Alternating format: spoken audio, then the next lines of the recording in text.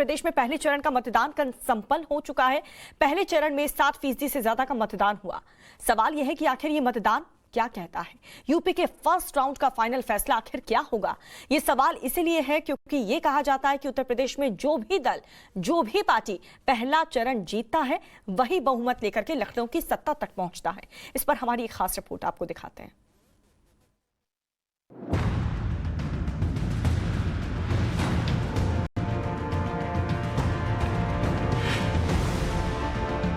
पहले चरण में, पहले रण में यूपी की सरकार का, यूपी की सत्ता का, यूपी के सीएम का फैसला हो गया है।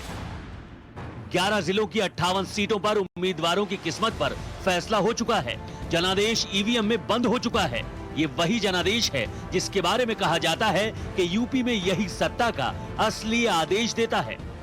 जो वोट हो रहा है, वोट क्या बदलाव के लिए वोट हो रहा या जो मौजूदा सरकार है उसके अच्छे कामों को रिटेन करने के लिए हो रहा? बदलाव तो निश्चित है। जनता आपको दिख रहा है, सुबह से आप भी कहीं ना कहीं जा रहे हो तो जनता परेशान है। जनता सुबह से एक ही बात कह रही है, जो भी मीडिया वाला आता है कि हम बेरोजगार हैं, हमारे पास रोजगार नहीं है। लड़कियों के पास जाओ कि हमारे पास शिक्षा नहीं है। किसी के घरों महिलाओं के पास जाओ कहती है हमारे गैस के सिलेंडर महंगे हो गए। तो जहाँ भी जाओ यही मुद्दा है, दूसरा कोई मुद्दा नहीं है। बिल्कुल जनता बदलाव के लिए वोट कर रही है। क्या आप भी इत्तेफाक रखते हैं क्या इससे? नहीं, जनता बदलाव के लिए वोट नहीं कर रही है। दोबारा योगी सरकार के लिए वोट कर रही है। दोबारा योगी सरकार आएंगे। जो 5 साल में जो यहाँ योगी सरकार में हुआ है वो कभी 45 साल में नहीं हुआ है।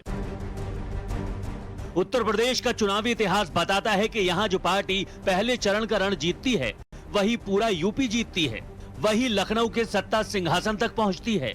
आपको यकीन नहीं होगा, पर सच यही है, क्योंकि ना तो आंकड़े झूठ बोलते हैं, ना ही इतिहास।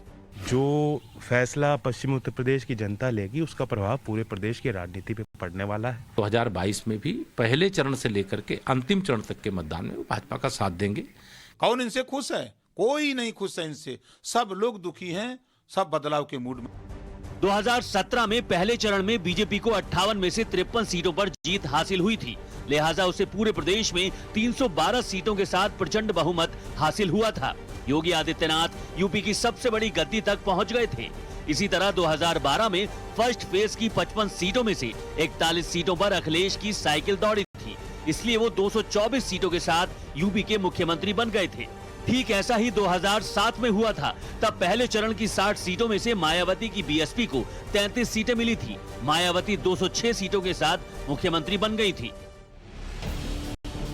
मतलब ये कि यूपी का पूर्ण परिणाम पहला चरण ही तय कर देता है। तो पहले चरण का मतदान हो चुका है। जो यहाँ भारी पड़ेगा वही यूपी के दंगल का विजेता होगा, इसमें दो राय नहीं। Bureau report, times now, Navbharat.